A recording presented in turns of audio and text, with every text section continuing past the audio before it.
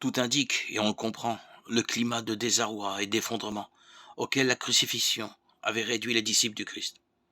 On comprend du même coup leur stupeur et leur désarroi d'un nouveau genre quand ils découvrent au petit matin le tombeau vide. Mais presque aussitôt le Christ vivant qui se manifeste à eux. C'est lui, infiniment plus proche et plus familier que jamais, infiniment distinct par les conditions nouvelles dont témoigne déjà son entrée au milieu d'eux ou son départ. Il en résulte une présentation à deux faces du mystère de la résurrection. D'un côté, le Christ ressuscité sort du tombeau. De l'autre, il apparaît élevé désormais dans le ciel.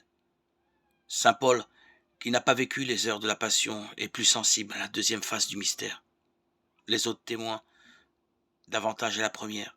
Mais le fait est, pour toute une expérience indiscutable pour laquelle ils se font tuer, comme dit l'apôtre Paul, peut-être dans le passé, a-t-on eu trop tendance à méconnaître ce cas de complètement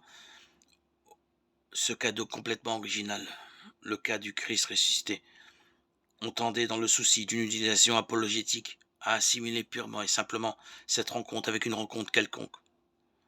On voit mieux aujourd'hui, on rejoint par là l'apôtre Thomas, qu'il n'est pas possible de confondre la manifestation du Christ ressuscité avec un banal contact humain.